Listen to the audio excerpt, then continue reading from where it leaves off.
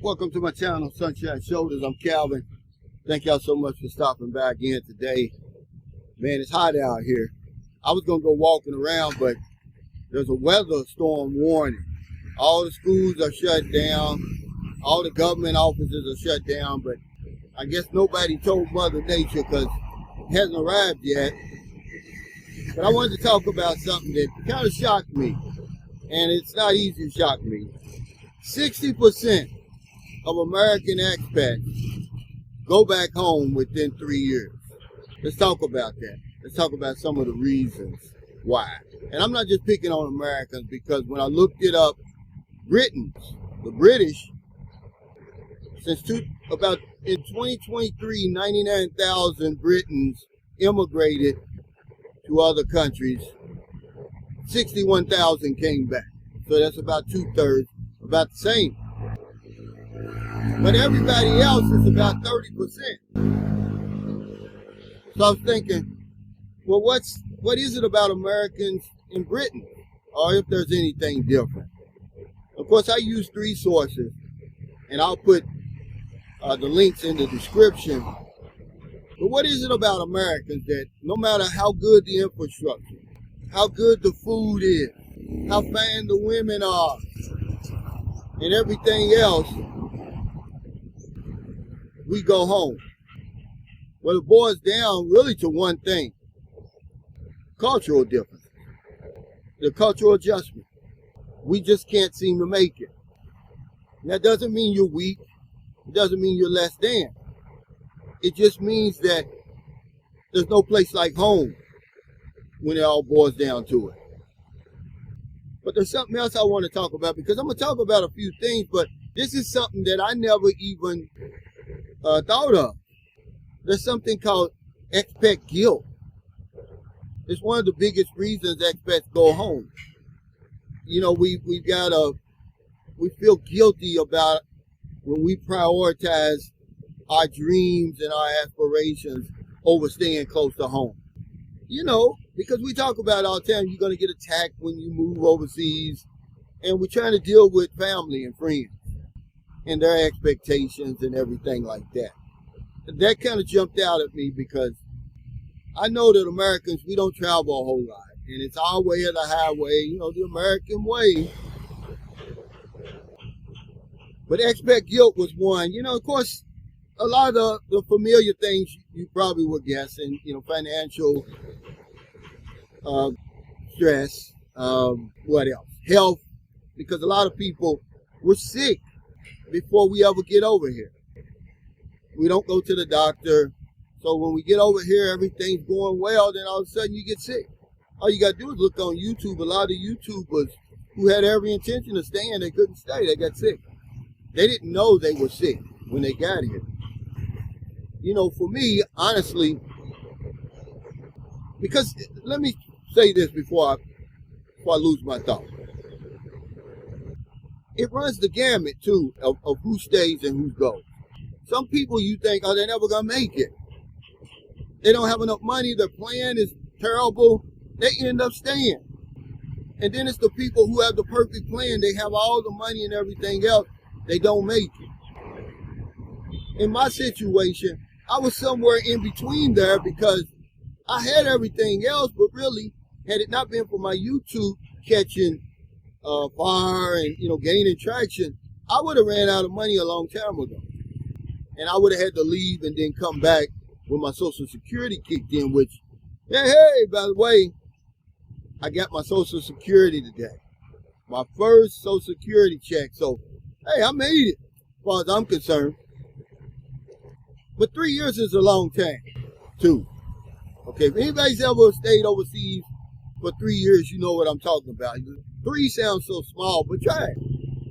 Because some days, man, you know, you just ain't feeling it, man. The water. Like today when I took my shower, when it first started out, the water pressure wasn't there. And some days there's no electricity. But every day you're thinking about how good you got it at home. But 60% jumped out on me, and I thought I'd talk about it because people are chomping at the bit to leave their country. They want to sell everything. They want to burn all the bridges. And I'll be like, hold on, man. You up against it for real. I'd say that you won't be able to stay over here nowhere near 3 years. Certainly not after 3 years. And this isn't to discourage anybody, because, hey, I'm all for people, living their dreams and doing what they think is best for them, because if people are dropping like flies out here, life goes by so quick, man. Before you know it, you're dead. I went to the bank today, and believe it or not, the bank manager passed away. I couldn't believe it. This lady was so sharp, always had a smile on her face, helping everybody. 58 years old. She died, man. Left behind a husband and 2 children. I don't know if banking is stressful, but if you don't hear anything else right now on this vlog, hear this. You're going to be dead a long time, man, so you better start living. Don't let these statistics hold you back. Okay, because when you talk about cultural adjustment, that can take on a whole lot of things, ladies and gentlemen. But the biggest thing that it takes on is loneliness and isolation. And then that turns into homesickness, and then you're ready to pack it in and leave. I made it because I was determined. And I wasn't going back. I didn't forget why I was here in the first place. That's another reason we forget how bad we had it at home. And you start thinking you're missing out on something, and you turn around and go home, and you realize you ain't missing out on nothing. But I was determined, man, that no matter what, I was going to make it. I was going to stay over here.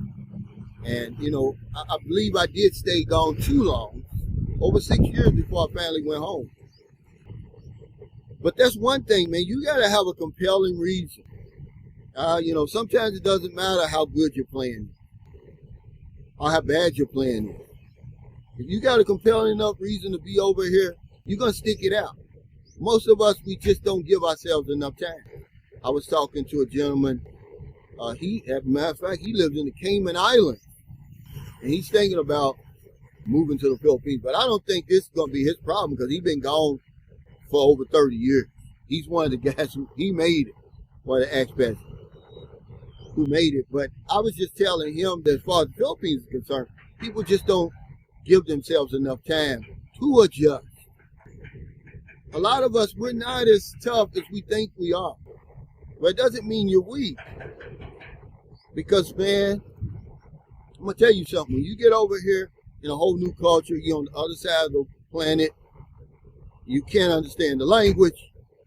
When you have those bad days, man, you just got to suck it up. There ain't a whole lot you can do. But I just wanted to talk about this because that number jumped out at me.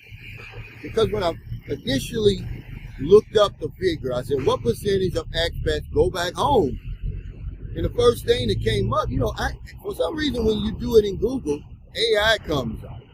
And it says there's no real numbers that you can point to, but about 30% of expats are back home within 3 years. So then I put in there, what percentage of American expats return back home within 3 years? And 60% came up. And I was like, wow, that's a lot. But honestly, it's really not. It's a little bit over half, which is what most of y'all probably were thinking anyway. And I just wanted to talk about some of the things, man, that stop us in our tracks. No matter how good the relationship is, man. Because, we talk about the superficial stuff. We don't get to the bread and butter of what really determines if you stay or not. Okay? Your toughness, your mental toughness, that's the nitty gritty. You can have all the money. I've seen guys with enough money to live anywhere they want, and they don't stay anywhere near 3 years. And they'll break it up. They'll go back home for a year or 6 months or whatever it is. But it's tough, man. So I made this video. Like I said, I want my videos to be informative. I'm going to start back on my walking around. Shout out to W Secret to Success. He said, you got a lot of new viewers and subscribers. Show them St. Carlos City again. And I'm going to do that, but I'm going to tell you right now, it's just too hot. I'm not going to lie. Okay, but it's so many adjustments, man. And right now, over here in the Philippines, the weather, man, it's acting up. Okay, when you think about, okay, in America, schools are, you know, they're interrupted, are called off for snow and ice and cold. Over here, it's the rain. It's the water, man. And that's what they're looking for. This unbelievable rainfall. It shuts everything down. See? Are you ready for that? I don't think you are. I don't think you understand what that's about. Shout out to Cars. He sent me a picture in WhatsApp last night of an SUV in Manila, fully covered. You can only see the roof of the SUV. See, this is the kind of stuff that you don't be even thinking about when you talk about moving overseas. We make it look easy, certainly the passport bros, okay? And they're zipping in and out of these countries. Every day's a party. They got the beautiful women, the beaches, the food, and everything, right? And you think, man, I want to do that. Well, you can do that if you're going to do that for, 2 weeks, a couple of months, or something like that. But we're talking about 3 years. We're talking about putting roots down. That's not easy to do.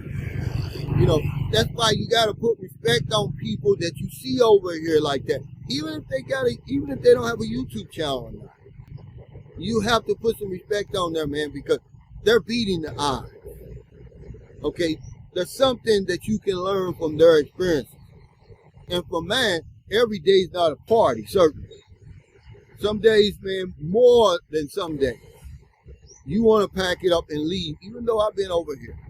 Of course, I got a daughter here that needs me. That's a compelling enough reason. Because that expat guilt is going to kick your ass. Oh, my mother's back home. What about my grown-ass kids at home? Okay? You're going to start thinking that you owe them something. You've been taking care of them your whole life. They said that's one of the biggest things that takes people back home. Because you feel guilty, because you prioritize. But once in your life, you prioritize your goals, your dreams, your aspirations over staying close to home. See, we chicken out. And it's a good excuse to cut and run. So thank y'all so much for stopping by. I really appreciate it. I just came back from the grocery store. Y'all can't see it. I got 2 boxes of groceries because, I've learned from being over here. You better stock up before these storms come, because when they start shutting down, I got caught in 2021, I got caught in Cebu in Typhoon Odette. It taught me every lesson I needed to learn about emergency preparation as far as food and supplies. And there's just some things that you just can't predict. Y'all have family emergencies, you have to go back home. But that was way down on the list. That very seldom happens. That's not one of the reasons that expats go home. There's no place like home, man. That's the only way I can explain it to you. That's basically what it boils down to. Because when you go to places like Thailand, and even here in the Philippines, where if you got the money, you can have the infrastructure. Certainly, the natural beauty. Look behind me. Look all around me. The beautiful women and all of that. The food. It's not enough. Home is better, guys. So if you're in America, if you're in the Philippines, wherever you are, find your heart to help somebody. Now the day goes by that I don't help somebody. Because if I don't know anything else, I know this one thing for sure. We help other people, we help ourselves. Take care. Stay safe. Stay out of trouble. I'll see you next time. Don't do anything stupid. Get a good plan. But it really don't matter how good of a plan you are. Go to the doctor. Because a lot of times, man, you're sick before you even get to your destination. You just don't know it. Don't let your friends and family talk you out of the golden years, the silver years of your life. It's time that you prioritize your dreams and your aspirations. over somebody else. How many times have we talked about that? The time is now, man. Life goes by too short. Two 58-year-olds were at the funeral home together. The banker and then Marilyn's best friend's father. Both of them 58. I'm 62. I'm in my fourth quarter. I know I'm in the fourth quarter. I don't give a damn what you think about me. I don't give a damn what you say about me. Okay, because at the end of the day, this is all we got. Okay?